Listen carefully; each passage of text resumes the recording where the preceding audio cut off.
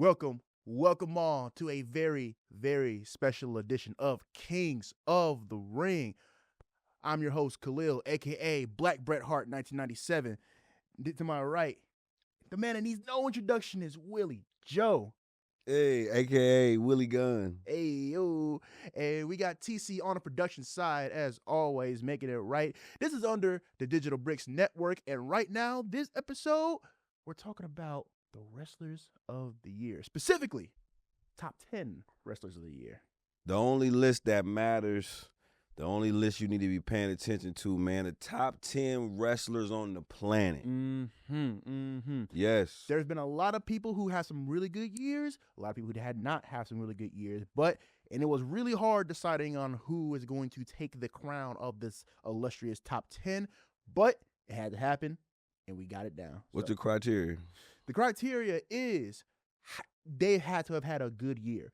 Even if they aren't the best wrestler in the world, even if they aren't like the top star, if they had a really good year as far as achievements go, if they won championships, if they've had major feuds that they've came out the other side being great, or they have good markers on their career that have been stamped in the year 2025, I felt as though that was a good criteria to put them on the list.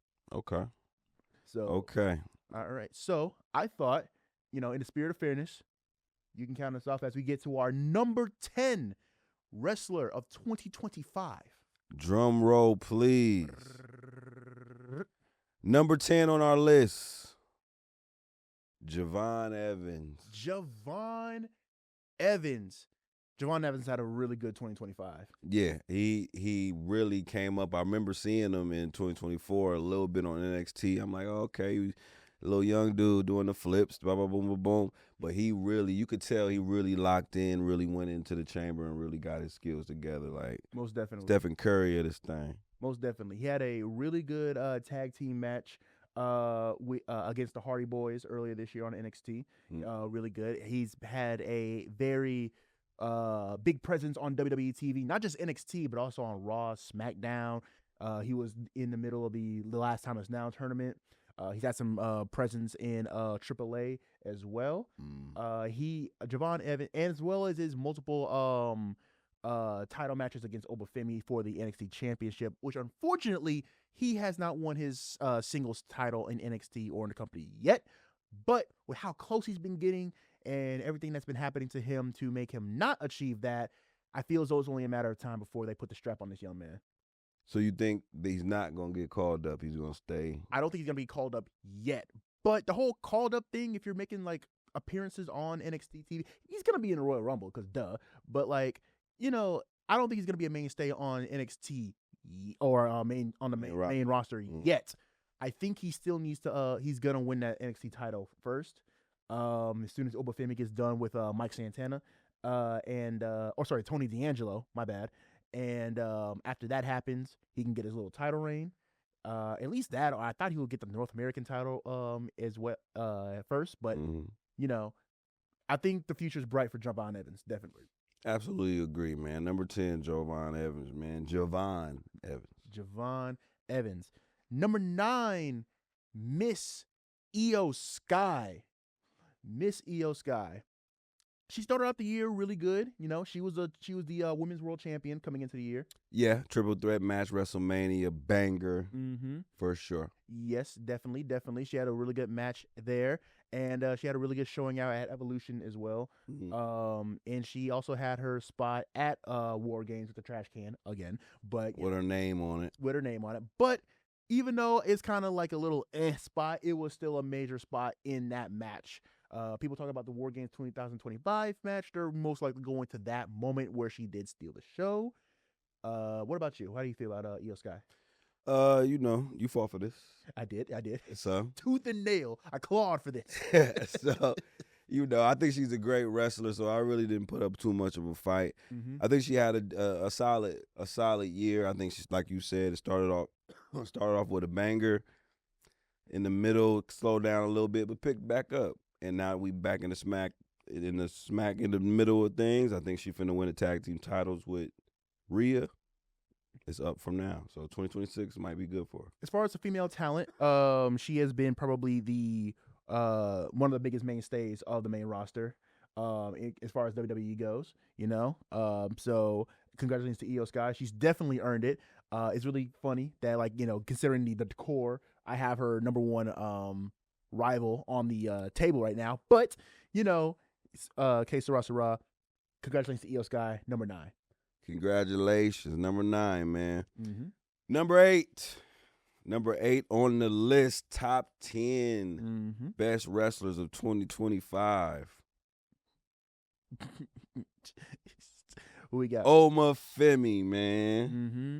Oma Femi, for sure, powerhouse. He's what Hobbs and Moose think they is and want to be.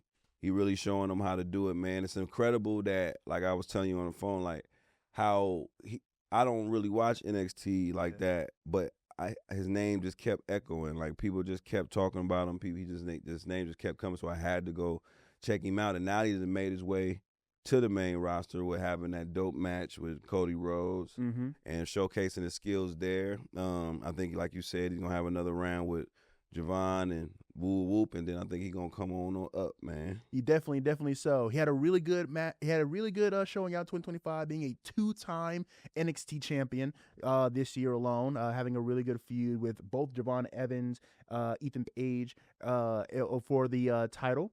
Really good, and he had a really good showing at the last Saturday night's main event of the year when he went up against Cody. I do not like that ending, but he did look really good against the world champion of the main roster, or one of the world champions of the main roster. Sure did. Obafemi has the makings of a star. He has the look. He has the ring presence. He's still in his 20s as well, so like he can still go for a long time. Looking at a 20+ year career if they play their cards right with Obafemi. They play their cards right. This is a superstar. This is a superstar they got in Obafemi. But already in 2025, he's doing a damn thing. So I agree. All right. You got number 7. Number 7. Thank you. I don't know why I can't count all of a sudden. Number 7, we got Jacob Fatu. Yeah. A great showing from Jacob Fatu, coming in from the Indies. He's been on the ring roster for a minute, but ever since he broke away from Solo Sikoa and the rest of the now known as the MFT, no longer the Bloodline, but he won the United States Championship earlier this year. Had a really good run with that as well. It sucks because near the end of the year he got injured, so he had to be written off from like the potential storylines. But I've never like seen somebody who was like shown like this sort of like dominance and sort of like big personality in Jacob Fatu, who comes in and immediately makes an impact, besides the guy who's coming next, of course. But of course, being a part of the Anoa'i bloodline helped him out a bit, but obviously he didn't need it. He's good enough to get up on his own. Yarmin, Yeah, man, straight out that Bay Area, man. You better know it, man. Yes, sir. Jacob Fatu, man. You know what I'm saying? Like you can't deny the year that he had, bro. Like, people come in and people get attention, people, get recognized, get an eye on him, but like he skyrocketed like in months. Like, that's like crazy. Like, he was on his way to having a main event match, like for a world title. Like, it was coming like yesterday. Like, of course. So it's unfortunately they got hurt, man. I heard he getting better. I heard he on his way back. So I look forward to that. Cool. Yep. Jacob Fatu, number 7. Number 7, man. Number 6. Number 6 gonna go to who my dog's at? Bron Breakker, man. Bron Breakker's had an amazing year as well. He stepped it up. He was I believe he was in the beginning of the year the Intercontinental Champion. But now he aligned himself with Paul Heyman in Division as well after his monstrous heel turn. Also, like, he's been in basically like the top spot for a long time, like the top like billing of the company for a long time this year. Jacob Fatu, well, Bron Breakker is a mainstay, like the makings of a star. Absolutely. Again, he's another young guy. He's also in his 20s. He was really good in NXT, but now he got that ferocity, that big moment. I'm pretty sure it was this year, but that big spear he did to Carlito that was trending everywhere. That was boy, incredible. Even in the beginning of the year when he like speared IShowSpeed during the Royal Rumble. that was like a big thing. Like he was just careening. I don't know if I can say like this, but he might have the best spear in the business right now. I don't know if there's like really competition for real. As far as like impact and as far as like the like making this seem like it hurts. OTC, my boy. Like what are you talking about? I think his spear might be better than Roman's. Honestly. I ain't got time. Honestly. But Braun Breaker definitely when the Vision turned on Seth earlier this year and he was holding that belt for a little minute, my God, he looked like a star. That is he looks like a world champion. Yeah, I really hope he win this title on Raw, bro. Me too. Like me too. I like CM Punk. I really do. And it's cool to see him be a 6-time world champion. But I believe that it might be time to give Braun Breaker the rub, It's time. I mean, CM Punk, it's a trend that's been going on in 2025. It's a big hype to you winning the belt, and then once you get it, your run is mediocre. That didn't happen 3 or 4 times this year with 3 or 4 different wrestlers. Yeah, true. Sorry, 5-time world champion, but yes, true. I can understand that definitely. So it's time to get off him. I actually think that Braun Breaker can break that curse and be more exciting because he's new. Yeah. So that means everybody that he faces is going to be pretty much a match we ain't seen before. So definitely make that happen, man. Don't drop that ball. Braun Breaker number 6, baby. And now we get to the top 5. I had to fight tooth and nail to get some of these people in the top 5, but I'm glad we agree. Top 5. The best thing about AEW right now, to me, even in the women's division, we have Miss Timeless Toni Storm. Cakey baby. Toni Storm had an amazing year this year. There was her showing out in the Blood and Guts match, of course, which she was one of the highlights, if not the highlight. If you ask me on any given day, it's either who was the highlight of that match, either her or Marina Shafir. But I don't know. I've seen the spot she takes. I've seen the total like overhaul of her character and adopting like the more hardcore aspects when she was able to get in touch with the Sandman and help her out with that little reinvigoration of her character. Her title match with Chris Statlander was also really good earlier in the year. Her matches against Mercedes Moné also really good. Her friendship with Mina Shirakawa and Willa Nightingale, she's had a really good year. I've always said that my favorite AEW star has to be Timeless Toni Storm, and that still carries in to this year as well. Whenever I see her on TV, she's always entertaining, always great. She's really good at working as well. So, yeah. Nah, definitely Toni Storm, man. The way I know she. Welcome to the show. Yeah, the way I know she, and it was McMahon of all people. The way I know she, that she's a star is I was seeing glimpses of her when I wasn't paying attention to AEW. I was seeing, that's why I kept saying the black and white girl. Yeah. Because I kept seeing the gimmick. I instantly got that it was the 1950s type of Marilyn Monroe type of over dramatic acting Hollywood thing. And she definitely is making that a thing, and she cakey baby for one. She looks good. She does look good. Cakey baby. She does look good. And I didn't know she was from New Zealand. That's fire. Yeah, actually, I don't know if and if you would have asked me like, wait, some girl on NXT who was like some skateboard chick, she's gonna be my favorite wrestler of another company, I wouldn't have believed you. But that Toni Storm and this Toni Storm might as well be 2 different people. Because that I don't even know that Toni Storm. NXT Toni Storm and even early AEW Toni Storm was like really different than like Toni Storm now. But I really like the Timeless gimmick, and I really like how good of a year she's had this year. So good on her. Why don't you read us number 4? Toni Storm, number 5. Number 4 on the list of top 10 wrestlers of 2025. Man, The one and only. Number 4, man, a guy that's carrying the company since MJF was hurt. Jon Moxley, man. Leader of the Death Riders, Jon Moxley. Leader of AEW also. Yep. I will say he, like, as far as 2025 goes, not only him by proxy, of course, but his whole entire stable, the Death Riders, ran 2025. I say they ran 2025 as like a whole, like in terms of like wrestling.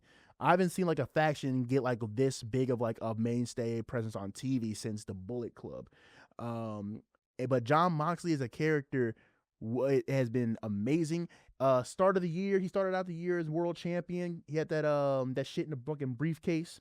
Had that shit in the briefcase for like a long ass time. Then he lost it to Heyman Adam Page. Then he kept going on this losing streak, and I kept saying week after week on the podcast that I think the Death Riders are gonna kill this man, Jon Moxley.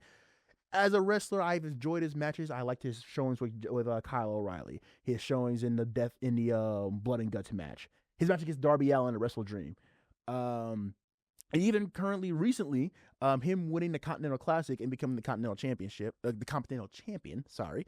So, you know, he's ending off the year as a champion. So that's pretty good on Jon Moxley as well. Yeah. So good on him. Stud, man. Not to mention, by him just being such a star and carrying the company, he's bringing up people that whoever next to him. Mm-hmm. He making the one homie that was in WWE. What's his name in that company now? Which one? They're like bald head, strong guy. Claudio Castagnoli. Yeah, that guy. Yeah. He made making him relevant. He definitely turned the girl all the way up. Oh, Marina Shafir by just being next to him. Like her in NXT was kind of I do say like they were like WWE was like pushing for like a horsewoman versus horsewoman match, like the four horsewomen of WWE versus the four horsewomen of UFC. They were pushing for that because all four of them were in WWE at one point.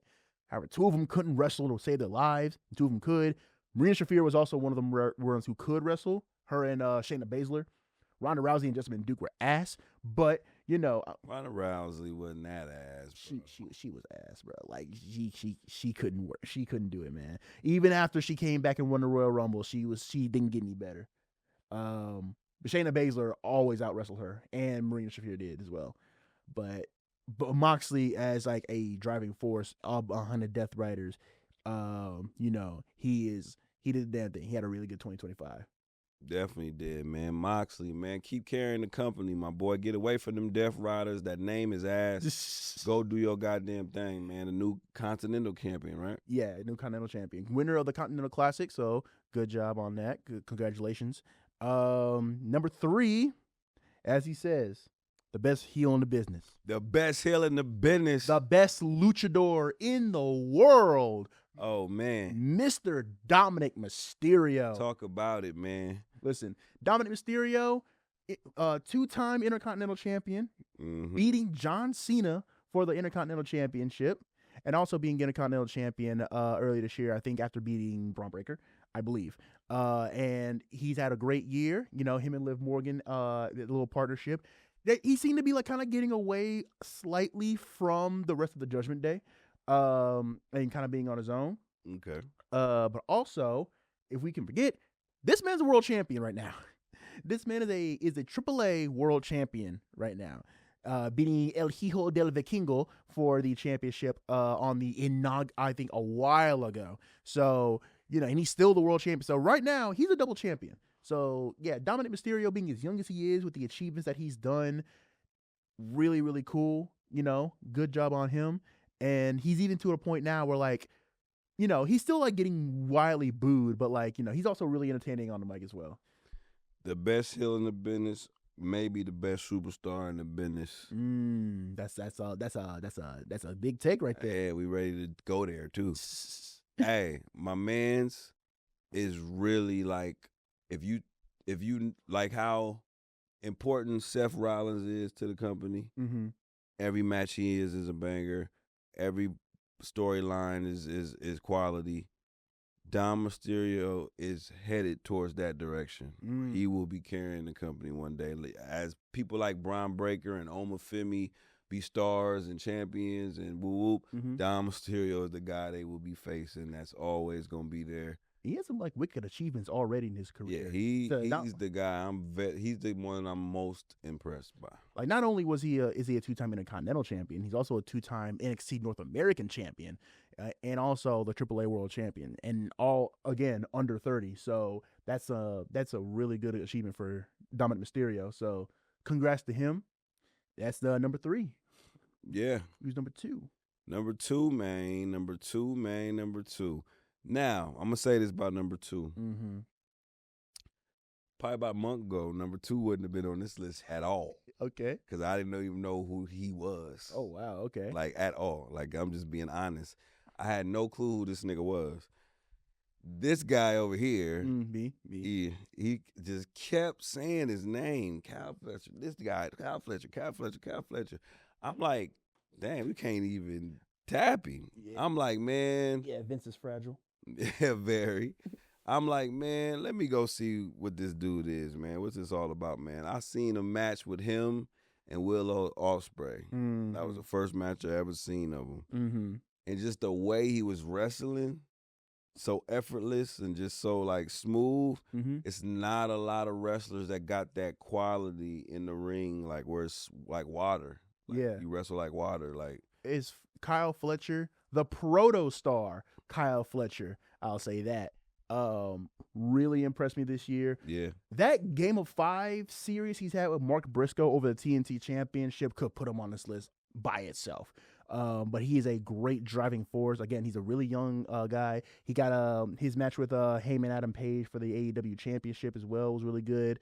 Like you said, the match he had with Will Ospreay earlier this year, again, really amazing. He has the presence of a star. Even the name, the proto star, something like the becoming of an actual star. It just screams like, okay, this is the young talent that AEW is putting their basket behind. This is the next generation or future world champion right here. I've never really seen somebody like Obafemi or Braun Breaker, somebody who's being actively groomed to be the head of a company, like Kyle Fletcher. And does he deserve it? Of course he is. And I'll even go on to say he may even be like the best of his faction, the Don Callis family. There's a lot of people in that family, but I think he is like probably the best thing about the Don Callis family. Get him and MJF in a feud immediately. One of them has to turn babyface. Yeah, in these time of day and age, it's a fine line. It's who I cheer for the most. Gotcha. Like, it's a fine line right there. But Kyle Fletcher, man, is definitely number 2 on the list of the top 10 wrestlers of 2025. Mm-hmm. Before we get to number 1, let's read off some honorable mentions. Yep. Honorable mention number 1, Ospreay. Will Ospreay. He had a good year this year.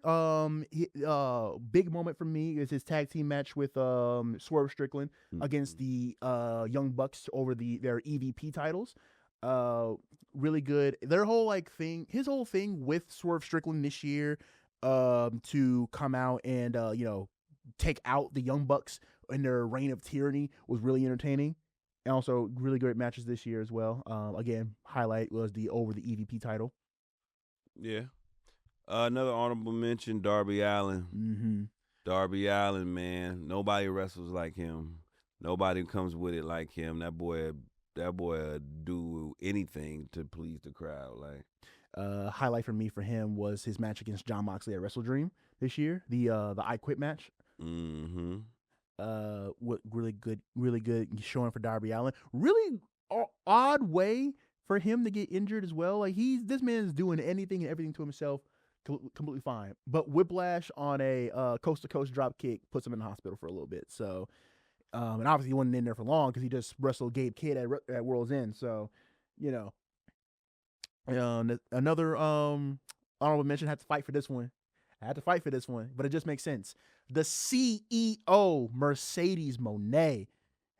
You can't listen. If it was up to me, she'd be on the main list. If it was up to me, she'd be on the main list. You can't. She's holding 12 titles against different companies right now. She's over Io Sky. She should take we should say that right now. She should take Io Sky's spot. I would put her over Io Sky strictly off of the fact that she's won.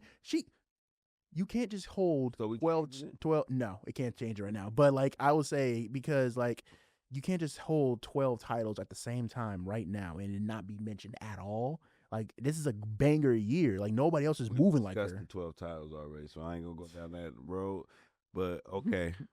Another honorable mention, Megan Bang. I first seen her in Blood and Guts. I'm like, who is that? She got an aura of a star. I like the way she wrestles. Megan Bain, yep. Yeah, I fuck with her. I think she got great potential. Her Blood and Guts appearance was really amazing. She did really well there. Another honorable mention, Mr. CM Punk, currently the world heavyweight champion on his fourth title, world title. You like fifth world title. This is your call, so it just was like happy that he's back because I'm not happy that why he's in. It's not just that he's back in WWE, because honestly, his feuds in AEW were much better than right down WWE. He was moving a lot better in AEW than he was in WWE. There you go, moving a lot better. But not moving a lot better in terms of who he's feuding with. Because you didn't mean it by how he wrestled? He wrestles kind of the same, but like his feud with MJF was really good in AEW. But as far as this 2025 though, he won the world championship twice this year. Once he got cashed in on by Seth Rollins, but again he won the world championship, and actually is having a long reign with it. His fifth world title in his whole WWE career, so that's really cool for him. I really enjoy his match with Drew McIntyre in Hell in a Cell earlier this year. That was really, really entertaining. Like it was like a whoa, like because we haven't seen Hell in a Cell like used in that capacity in a minute. So that was like a big highlight for me for him, and his whole like upward trajectory since coming back to WWE even this year has been really good. I just really wish they wouldn't reactivate dead feuds, but whatever. I'm not definitely cool. Get the title off him. Next, Okada. Kazuchika Okada. Okay, all right. Amazing talent. His entire like little back and forth with Konosuke Takeshita as part of the Dallas family has been incredibly entertaining. But even besides that, his final match with Kenny Omega over the unification of the international title and the continental title has been really entertaining as well. This is good. Like that was a really good match. It was a really good match. But him just being hilarious as well as being part of the Don Callis family. Like he's older, he's not past his prime, but he's like getting there. But he's still incredibly entertaining as a performer.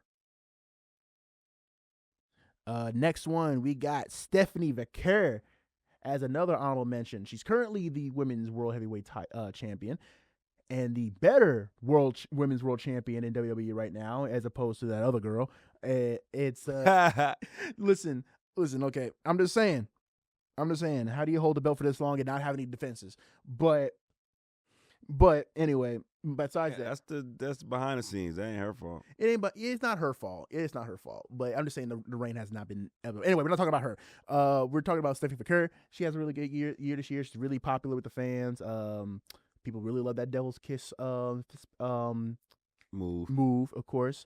Her match to grab the title was really entertaining. I didn't really expect her to win, honestly. So, good for Stephanie Vaquer. Nah, definitely. Rock with her. Like you said, Devil's Kiss is a great move. I think she's going to have a big year in 26. Just get her better feuds, like getting Nikki Bella the hell out of here. Like, what the hell is going on? Next, honorable mention, Cody Rhodes. You can't have a list without the quarterback of the whole thing, man. The face of the league, man. Let's go, man. Cody Rhodes is the face of the company, but there's a reason why he's on the honorable mentions and not in the main list. I will say a highlight from him was his match with Cena at SummerSlam. That match was really, really good when he got back his when he became a 2-time WWE champion because of that feud. Cody Rhodes has been good. His back and forth with Cena has been cool. The WrestleMania match was all right. I could do with a little less Travis Scott, but here nor there. But slap heard around the world. Slap heard around the world. But he's a world champion this year, and he's like one of. There's really only been like, as far as the WWE title goes, there's really only been like 2 champions, him and John Cena, and of course he's had the longer reign. So. And he's going into 2026 as a champion since SummerSlam. So, good on Cody Rhodes for holding the belt for that long. Yeah. And being a convincing face of the company. Definitely. So you got one more honorable mention. Another moment I want to mention is, even though I didn't like this moment overall, the moment of him telling Rock to go fuck himself at Elimination Chamber was really cool. That's another like little highlight of mine. Hey, Rock, go fuck yourself. Go fuck yourself. And the last honorable mention, you gotta mention the Red Mad Dragon, Ilya Dragunov. Yeah, just like Dom, he got a bright future too. He came back from injury, which kind of almost made me disqualify him. But man, banger after banger after banger on episodes of SmackDown for the U.S. title. He won the title from Sami Zayn earlier this year, who was continuing the legacy of the U.S. title open. And after that, he was putting on really good matches with the likes of Nathan Frazier, with Axiom, with a whole bunch of other people. Of course, he lost it recently to Carmelo Hayes. But he, while he was doing that, he seems to be moving into a program with Tommaso Ciampa. Also, his match with Johnny Gargano was amazing as well. So anything with him. What I really want for him in 2026, I want him to run the ones back with Gunther. I really do. Don't know if you remember this because you most likely didn't watch. Yeah, when he in NXT UK, Walter, as he was known at the time, was a monster. He was That's why I never seen him. He was in NXT UK. Yeah, he was in NXT UK. That's what Tyler Bate was moving really well over there too. And Pete Dunne. But anyway, he dethroned Walter for the NXT UK championship. Even after Walter was having his like monstrous reign of terror. So they can just run it back. Just run it back. I don't care if it's hopefully it's for a belt. If Walter gets that world championship or WWE championship or whatever, and then Ilya Dragunov runs it with him, my prayers have been answered. That's all I want. I want Ilya and Gunther again. That's gonna be amazing. Make that happen for Khalil, Triple H. Please. And now, the moment we all been waiting for. Yes, sir. The Kings of the Ring #1 wrestler of the year is the Ring General, Gunther. Gunther has had a monstrous year this year. Yeah, you retire Goldberg, you retire Cena, you're the winner. Not only that, but also a 2-time world champion this year. He lost his title to Jey Uso earlier this year. He got it back from CM Punk, or not CM Punk. Whoa, he got it back from before losing it to CM Punk. But he has been a great mainstay. That is the company's top heel right now. That is your superstar, big bad guy. You need to cradle this man, treat him well, because he is your top bad guy. He is like the man that's going to carry through and be the big bad for a long time, and, Gunther's up there. He's like if he's not already 40, I think he's almost 40, but he still has a lot of years left in the tank for him, He's amazing, great worker. I've never seen somebody whose finisher is just, I beat you up. That's my finisher. Like, I could be doing anything. I just power bomb. You're done. Like, that's just amazing. A really unique moveset that I've been really admiring ever since he was Walter in NXT UK. Ever since he was Imperium with Ludwig Kaiser, Giovanni Vinci, and the fourth nigga that a lot of people don't even talk about. That was with them for a little bit. He had this like very imposing style that he still carries through. He had an amazing year. Like you said, it's retiring Goldberg and John Cena. You're the winner. You're the winner. Like who can compete with that? Winner, chicken dinner, man. I'm trying to tell you, that boy right there is the biggest, the best in the business right now. Better let him know. Yes, other people could definitely have a good chance of passing him, but right now, today, 2025, December, whatever the day this is, 30th. Yeah, Gunther, man, #1 wrestler of the year. Yes, sir. And that's gonna wrap up the Kings of the Ring wrestlers of the year. We hope this year you had a great year in terms of wrestling orders overall, and hope 2026 can be even better for us. All right. I've been Khalil, Willie Joe to my right. And we'll see y'all next time. Make sure you like and subscribe. Tell a friend and tell a friend, man. Let's go. Kings of the Ring podcast. Let's run it.